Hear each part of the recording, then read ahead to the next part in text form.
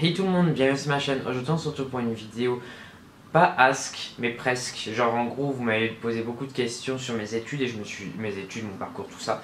Non pas qu'il y ait grand chose à dire, mais du coup je me suis dit ce serait sympa de faire une vidéo dessus vu que ça a l'air d'intéresser pas mal de monde. Donc c'est parti. Bon, j'ai noté toutes vos questions ici, comme ça au moins je sais, j'ai mon portable pour les autres questions qui ont été posées sur Insta. Donc je vais commencer juste en disant ce que j'ai fait avant les études que je fais maintenant, genre bac et avant, comme ça ce sera réglé. Alors en gros j'ai fait une scolarité normale, j'ai passé un bac ES, pas du tout à Lyon, hein, loin dans la campagne, un bac ES et avec option... Putain. Je disais, j'ai passé un bac ES avec option économie approfondie européenne et théâtre.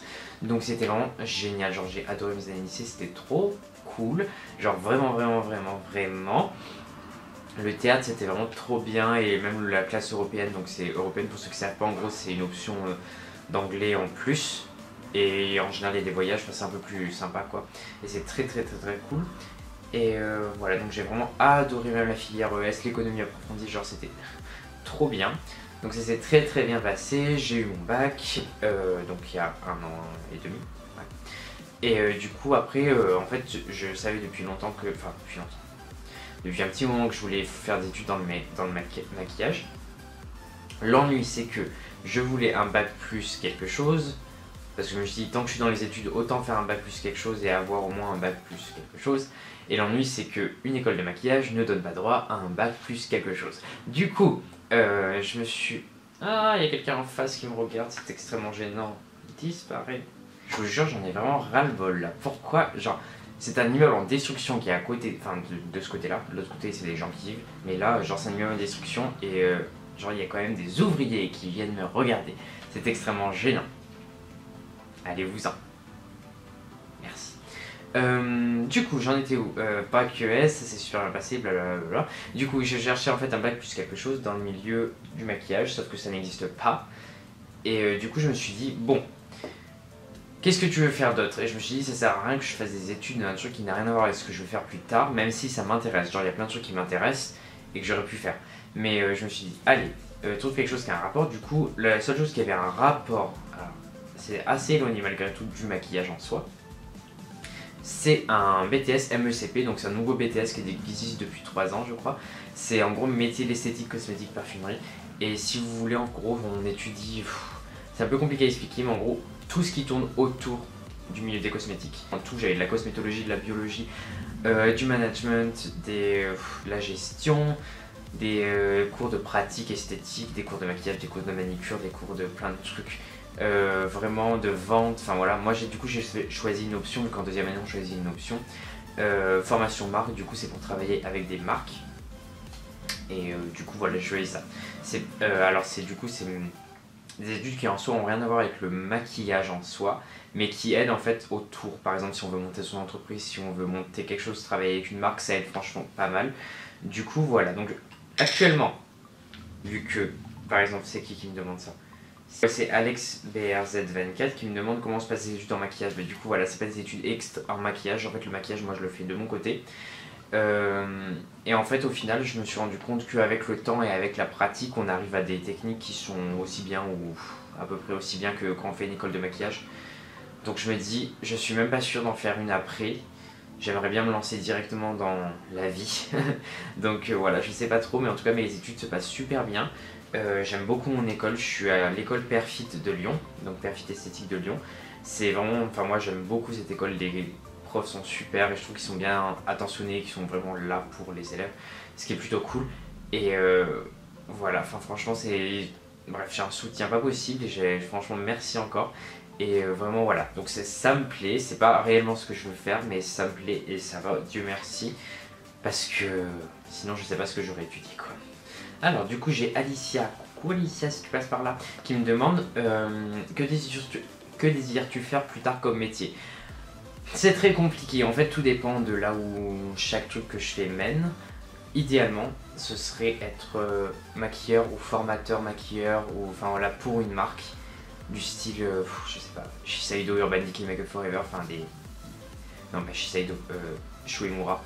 Enfin des marques, voilà, des vraies marques pro que j'aime beaucoup. Et en fait le but ce serait vraiment d'être maquilleur pour une marque et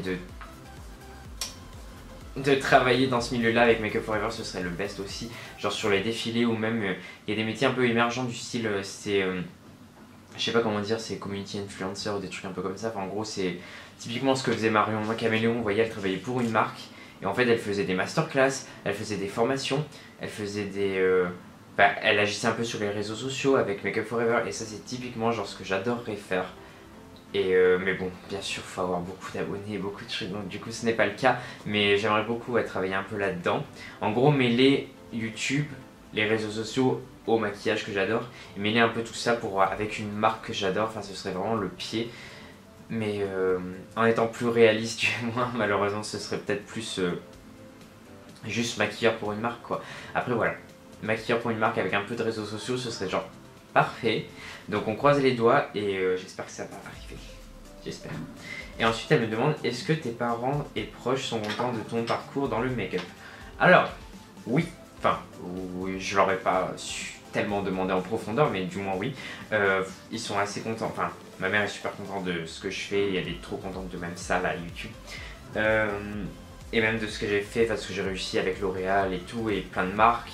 Là d'ailleurs j'ai un rendez-vous avec une marque juste là après. Donc voilà, il y a une vidéo qui sortira sur cette marque je pense la semaine prochaine. Et enfin bref voilà, c'est vraiment super. Je suis épanoui, très content de ce qui m'arrive et ce que j'arrive à faire. Et même des gens que je rencontre dans le milieu. Que ce soit des gens des marques ou même des gens avec qui je travaille.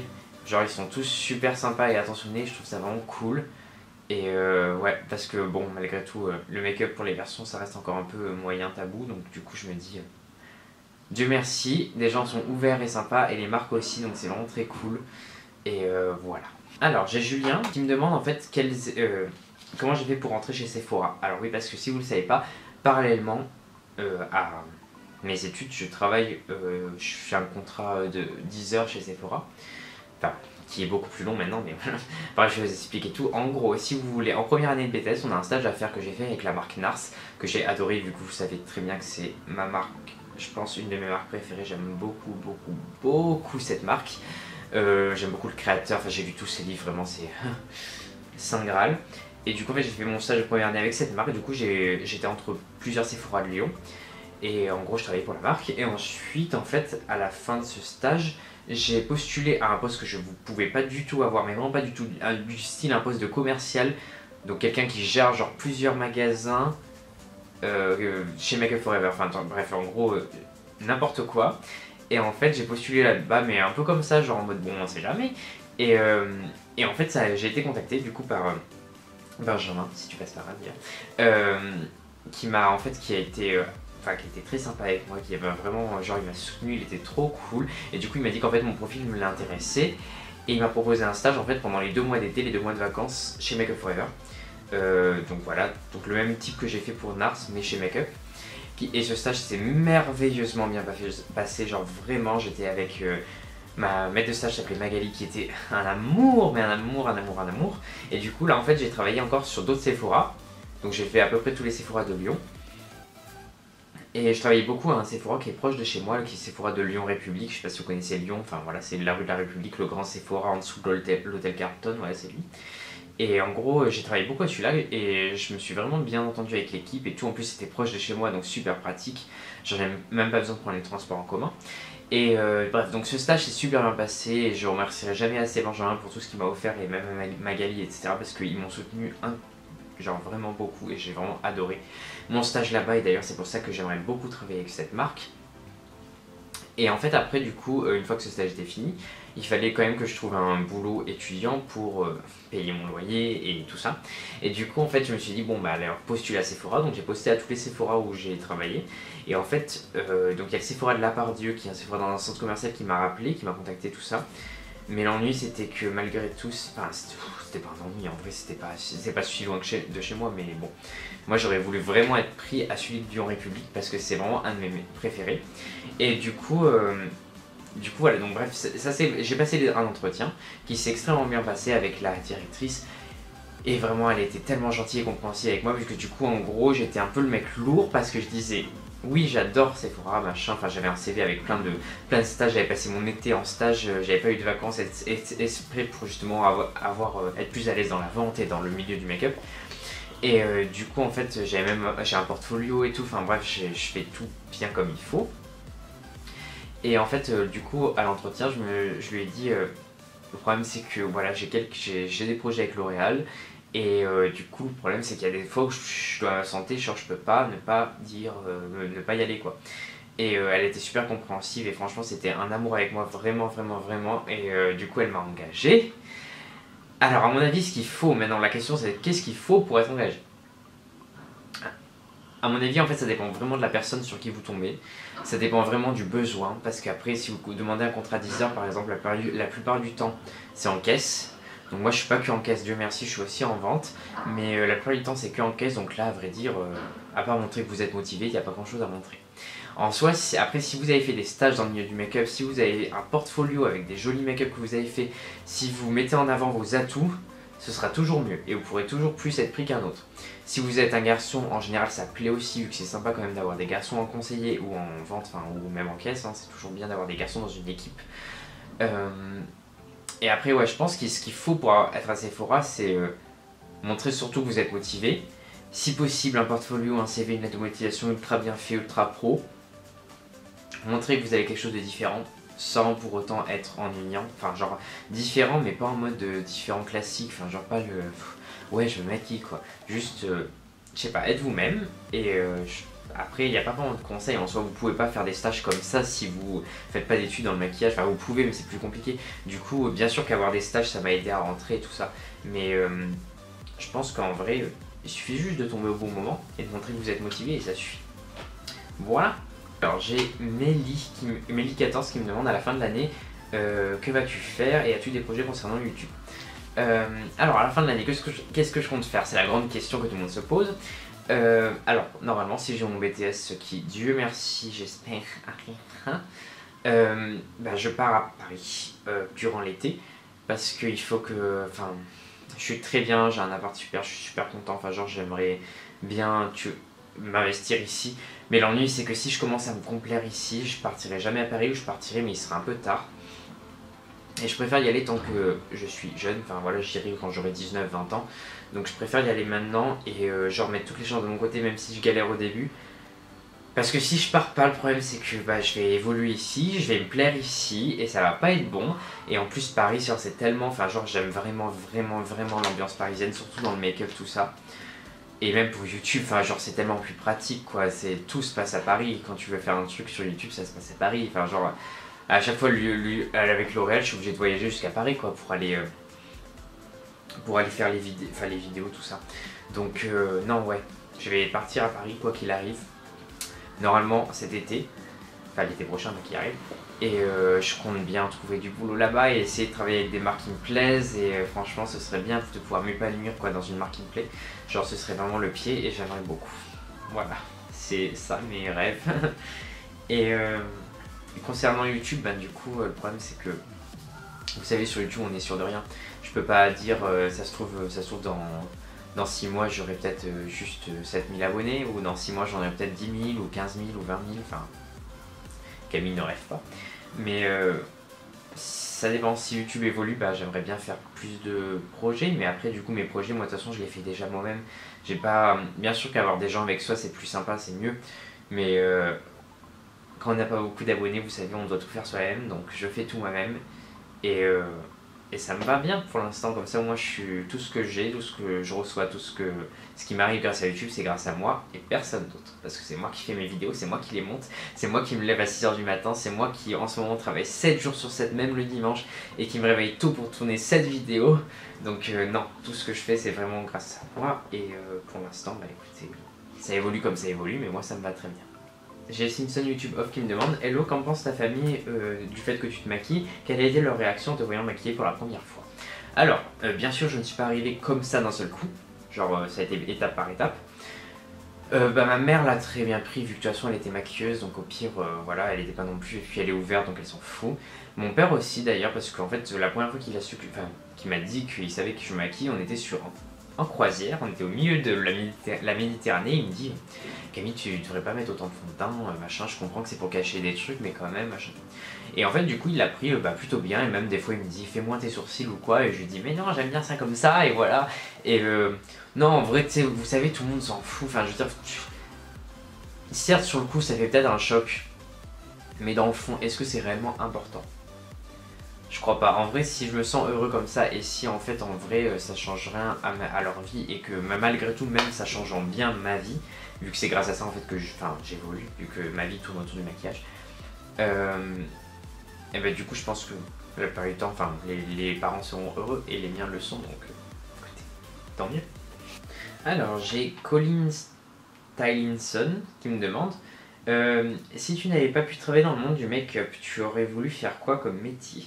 Alors, en imaginant que ce monde n'existe pas et que du coup je suis obligé de choisir autre chose, j'ai beaucoup de passions qui n'ont absolument rien à voir les unes avec les autres, tant genre l'aviation, l'histoire, l'anthropologie, les trucs bizarres, enfin bref. À un moment, je me souviens qu'avant ça, je voulais faire anthropologue parce qu'en fait l'étude des civilisations disparues, je trouvais ça hyper intéressant.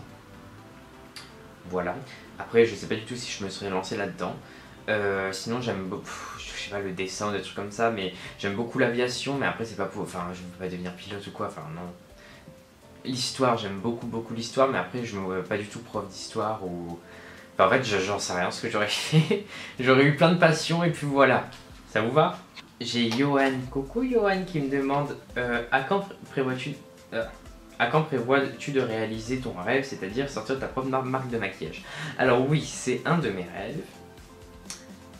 Les croquis sont déjà prêts, donc appelez-moi si vous avez envie de créer du maquillage. Non, en fait, je trouve ça hyper intéressant de créer une marque dans le sens où en fait on pense à tout, et moi j'ai du mal à comprendre les marques d'ailleurs qui font des packaging ultra simples et genre vraiment, enfin moi je comprends pas, genre tu crées ta marque, fais des packaging super beaux, même si ça coûte cher, genre je suis sûr que ça se vendra mieux si tes packaging sont plus jolis, et même je sais pas, c'est intéressant d'avoir des idées innovantes et originales. Typiquement là j'ai découvert une marque qui s'appelle Irisé Paris, et c'est en fait c'est un peu le même principe que les Freedom Palettes de Inglot. En gros c'est des palettes où vous mettez ce que vous voulez, et genre elles sont vraiment trop belles. Je vous mettrai un lien en barre d'infos si j'y pense. Ça s'appelle Irisé Paris, et vous mettez en fait des fards à paupières, des blushs ou des fonds de teint poudre, et c'est vraiment trop bien. Et ça c'est typiquement le genre d'idée qui me fait triller quoi, qui me fait du bien, qui me donne envie de créer ma marque, parce que justement moi j'ai vraiment plein d'idées trop bien, enfin que je trouve trop bien, et j'aimerais bien créer ma marque un jour, mais en tout cas pour l'instant ce n'est pas le cas, et je sais même pas si ça arrivera un jour, on verra ça dans... Et ensuite dernière question qui est très intéressante de French Grumpy, c'est qu'est-ce qui te motive et te donne l'inspiration pour réaliser des maquillages si élaborés et originaux? Alors c'est gentil d'abord, merci beaucoup, parce que bon je trouvais pas qu'ils étaient si originaux que ça, mais en fait avec le temps je me rends compte que je fais de plus en plus de trucs originaux avec des milliards de guillemets, et en fait je pense que le déclic que j'ai eu c'était cet été, parce qu'en fait si vous voulez je m'ennuyais vraiment sur YouTube, genre je voyais pas ce que je pouvais faire, j'en avais marre de faire tout le temps les mêmes trucs, genre du teint, des sourcils, enfin voilà, je me dis au bout d'un moment ça sert à quoi? Et c'est comme par exemple faire des smokies ou des trucs comme ça, genre je comprends pas, même Nikki Tutorials, je comprends pas comment elle s'ennuie pas, genre elle fait tout le temps le dégradé avec là le cut crease, et je me dis ok tu présentes des nouvelles palettes, mais en soi ton maquillage il a quoi d'original? Rien, vu que c'est tout le temps le même, genre tu t'ennuies pas. Et moi je comprends pas, du coup en fait je m'ennuyais vraiment beaucoup. Donc j'ai découvert en fait à un moment, c'était RuPaul Drag Race. Autant vous dire que j'ai passé des nuits blanches à regarder les saisons tellement j'arrivais plus à m'arrêter. C'est la meilleure série du monde, genre j'ai tellement adoré regarder cette télé-réalité série concours. Genre c'était vraiment mais incroyable, et en fait c'est grâce à ça que j'ai eu plein d'idées maquillage qui ont changé, et même ça a bousculé dans ma tête plein de trucs, plein de... J'ai vu une image des drag queens qui n'était pas du tout en fait celle, la vraie image des drag queens n'est pas du tout celle que je pensais de prime abord, et du coup je vous conseille vraiment de regarder cette série. Et d'ailleurs en fait c'est des concours, chaque saison ça change, du coup vous pouvez regarder très bien la saison 8 avant la saison 1. Je vous conseille de regarder la 7 et la 8, c'est les meilleures, vraiment c'est les meilleures saisons. Et du coup en fait si vous voulez ça me fait plein de déclics, et c'est grâce à ça en fait j'ai trouvé plein d'idées, plein de nouveaux trucs. En fait le plus gros déclic que j'ai eu c'est qu'en fait je me suis dit, quand j'ai vu qu'en fait elle traçait des fois des trucs, déjà elles exagèrent beaucoup de choses, et elle traçait des trucs sur leur visage des fois, comme le maquillage de Milk que j'ai fait, et sur Instagram vous pouvez le voir, et en fait je me suis dit mais c'est vrai, pourquoi faire que les lèvres et les yeux, on a tout le reste, tout ça c'est une toile vide. Donc en fait ça m'a donné plein d'idées et justement depuis vous avez vu avec le dernier truc, l'astrologique, ou même il y avait quoi d'autre aussi, enfin je sais plus. Typiquement c'est le genre de truc que j'ai envie de faire et qui me fait vraiment du bien de pouvoir dessiner autre chose que juste des yeux et une bouche. Parce que je me dis en vrai bien sûr que ça plaît moins, bien sûr que les gens regardent moins mes vidéos parce que justement il n'y a pas de smoky, de maquillage nude naturel, tout ça. Mais en vrai je me dis, est-ce que je préfère gagner des abonnés et faire des trucs qui m'ennuient et pas intéressants, ou est-ce que j'ai envie de faire des trucs qui me font thriller moi et qui font thriller peut-être de 10 personnes, mais au moins ça me fait plaisir quoi. Et vous imaginez pas à quel point la vidéo par exemple Drag Queen, j'ai adoré la tourner et j'ai adoré la monter et j'ai adoré la poster. Et franchement je vous en prépare une autre là pour Noël et je suis tellement impatient, j'attends plus que ça. Donc voilà, j'espère qu'en tout cas ça vous plaît quand même ce que je fais, parce que je continue bien sûr à faire des vidéos simples, mais j'ai envie de temps en temps de changer et du coup ça me fait vraiment du bien. Donc j'espère que ça vous plaît aussi. Et voilà, j'ai beaucoup trop parlé dans cette vidéo, donc je vais pas faire long. Si vous voulez me suivre sur mes réseaux sociaux, ils sont juste ici. Snap et Instagram, c'est plutôt sympa, on parle entre nous, c'est plus cool. Et sinon, écoutez, moi je vous fais des gros bisous, j'espère que la vidéo vous aura plu. Et voilà, donc j'espère que vous avez éclairé certains et pas trop perdu.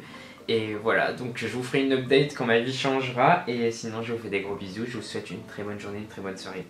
Et à bientôt.